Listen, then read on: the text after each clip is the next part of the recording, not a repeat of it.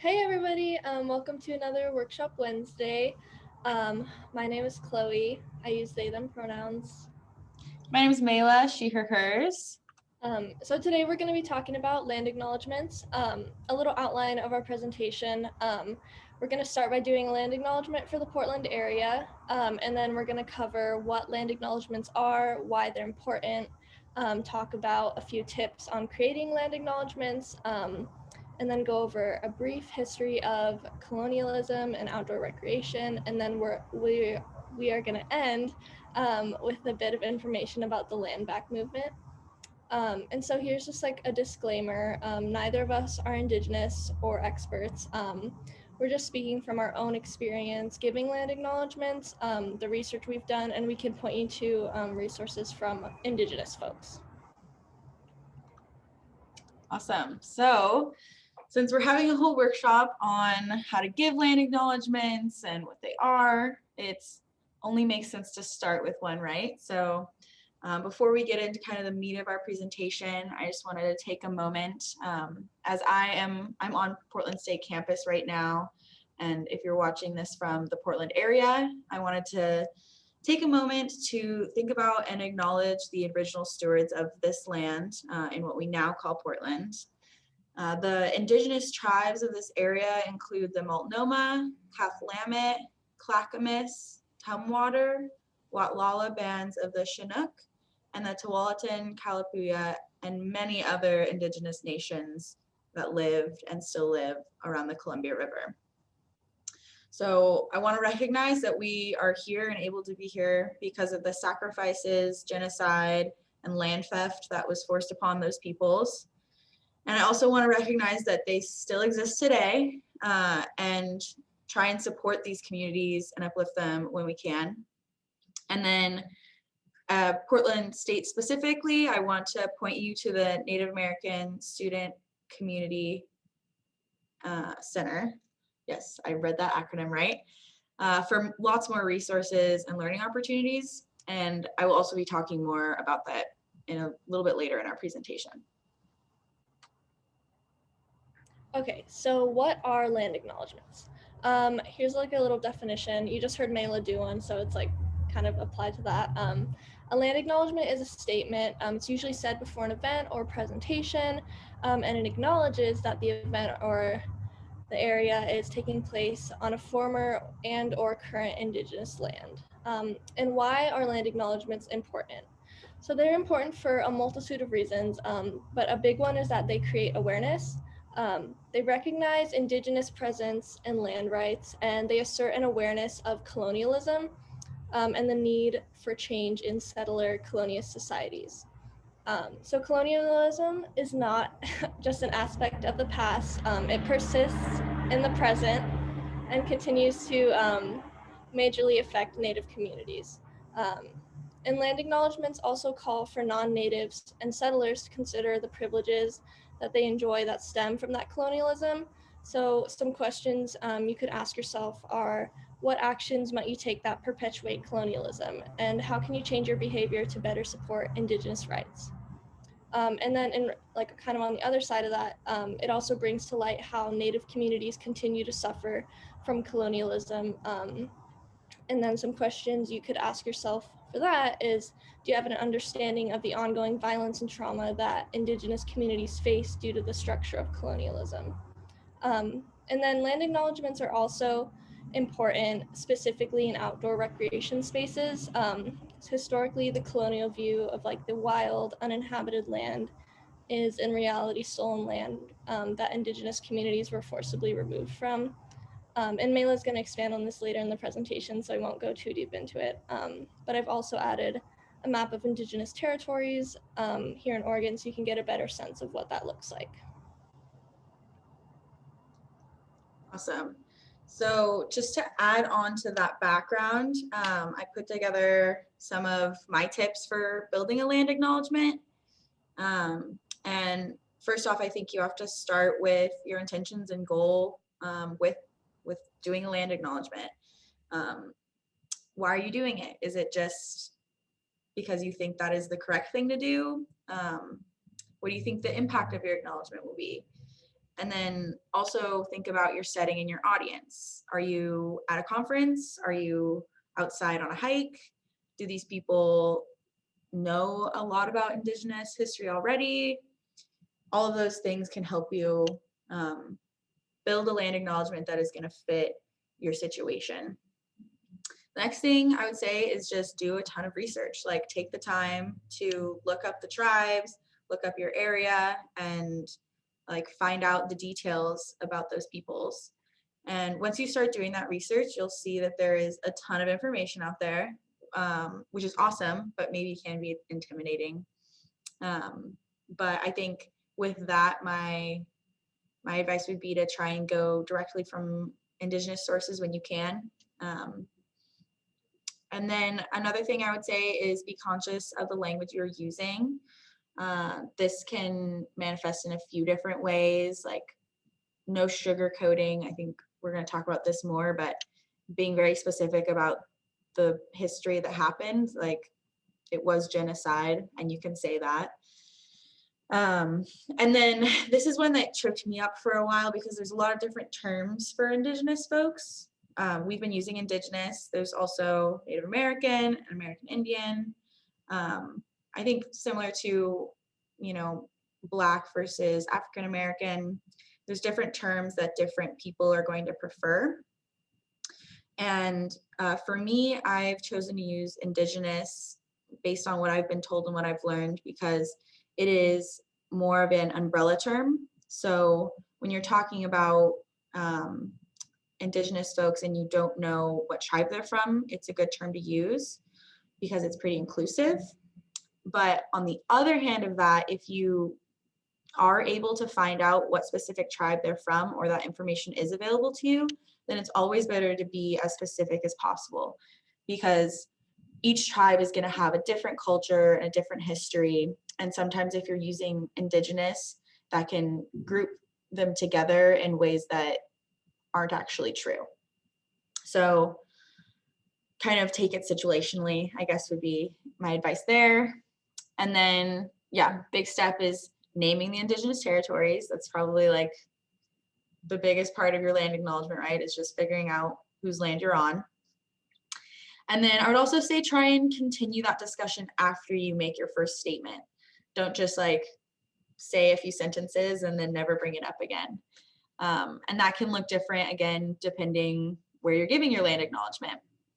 A lot of times for us on outdoor trips, that looks like bringing it up on the trail and talking about different plants and how the tribes use them and different histories. And if we're near any like geologic monuments that they had relationships with, like bringing those stories forward and having it be a continued conversation throughout the whole day. And also highlighting not just the suffering and sacrifices, but like a lot of the beauty and like positive parts of Indigenous culture is really important to have that balance. So it's not just like super sad, because Indigenous people are not. And then building off of that, I wanted to talk about some resources for building land acknowledgements and also just learning. On campus, we have a lot of awesome resources. Again, mentioning that Native American Student and Community Center, or the NASCC. They have their, gosh, I should have looked up the address of the actual building, but it's up at the upper end of the park blocks. And I'm not sure what exactly their status of openness is right now with COVID, but usually that's an amazing community space for folks. They have lots of clubs and mentoring and opportunities for people who are Indigenous. And then they also have programs and education opportunities for everyone. And I put their website there at the bottom if you want to look into that more. And then we also have an Indigenous Nation Studies program, which you can major or minor in at Portland State. And I have taken quite a few classes through it, not enough to get a minor because I didn't learn about it early enough. But they have so many awesome classes and great professors. I would really recommend taking one as an elective or looking into taking those courses if you can. And then again, there's going to be tons of resources online as soon as you start Googling away. Some that I would immediately recommend is nativeland.ca, this website right here. Once you pull it up, it's going to basically just take you to a giant map of the world, and you can type in wherever you are, what city you're in, or I think you can even do like trailheads and things like that. And it's going to pull up a map that looks like this, which has the different territories and tribes on the land that you're on. So it's a really good website to start with so that you can get those names of the tribes and then continue doing your research once you have that information. I would also say I've learned a ton from the tribe-specific websites. Again, like going to that direct source is always really awesome. These are a couple of the confederated tribes that are close to us. We have the Confederated Tribes of Grand Ronde and then the Confederated Tribes of Warm Springs. That's more Central Oregon, but those are their websites, and there's, again, a ton more. But yeah, those are some resources to start off with your research. And then at the end of our presentation, I'm also going to link like all the articles I read to kind of create this presentation. So kind of building off of those tips that Mayla just went over, some things to avoid in your land acknowledgements. First of all, scripted land acknowledgements. Like Mayla was saying, research is really important when you're building a land acknowledgement, because they're essentially pointless if you like just search up a scripted one that somebody else wrote and you don't have that learning process and have that building of knowledge as like a basis for what you're about to say to a bunch of other people. Yeah, so that removes that process. And then also avoiding like performative or token activism, which is kind of similar. But some questions you might ask yourself to like avoid this is this land acknowledgement the only action you're taking in an effort to uproot colonialism? And then how does your knowledge of Indigenous land affect your perspective? And then in turn your behavior? And like Mayla was saying too, sugarcoating Indigenous experiences. So using the proper terminology like genocide, stolen land, ethnic cleansing. It's important not to erase those experiences because they happened and they still are really affecting Indigenous communities today. So it's really important to acknowledge that. And then make sure your information is accurate. I would say try to get it, like Mayla was saying, straight from Indigenous resources. Because like historical events can get really whitewashed and then like biased kind of in favor of settlers. So it's important to make sure you've got everything in the right way.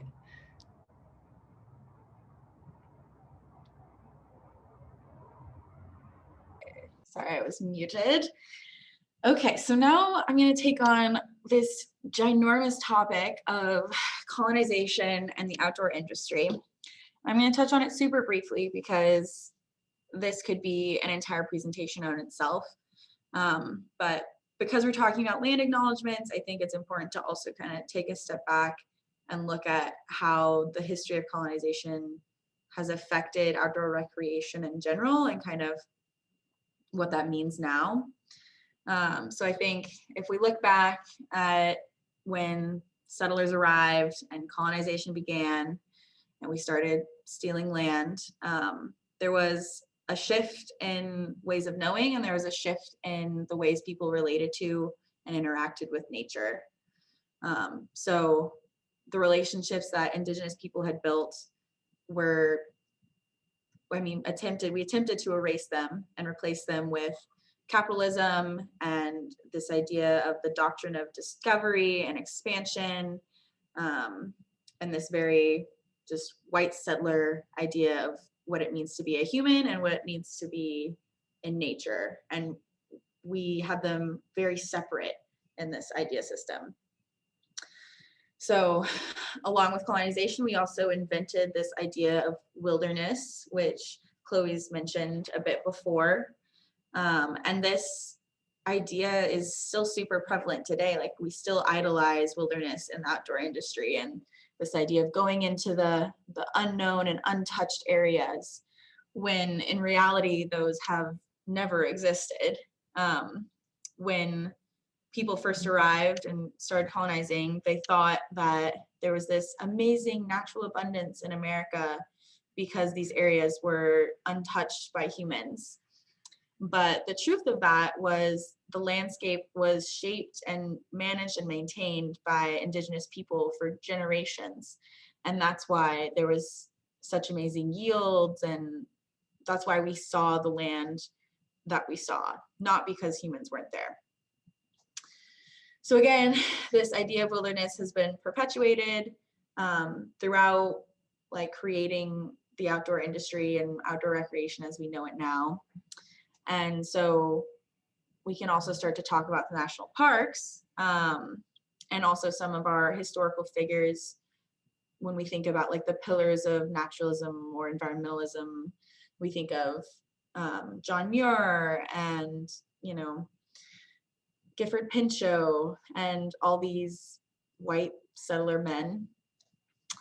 And so we can kind of start to deconstruct that and see what that means for outdoor recreation today. National parks were built on stolen land while wars were going on, while these people were being forcibly removed from their homes. And now national parks are still having impacts on indigenous people because they prevent them from practicing traditional ceremonies or hunting in those places and having access to that land. So it's important to kind of look at all of this history and think about it when we look at all the barriers we have to accessing the outdoors today, because they stem from this colonization that happened forever ago. And sometimes we think that it doesn't affect us anymore, but it has a huge effect, and why the outdoors are harder to access for people of differing abilities, for queer people, for people of color, for women. Like, it's because these systems were built for white settler men, quite frankly. So yeah, just kind of acknowledging that history and thinking about how we can deconstruct it and decolonize the outdoors. And we're going to talk about a way to do that in just a minute.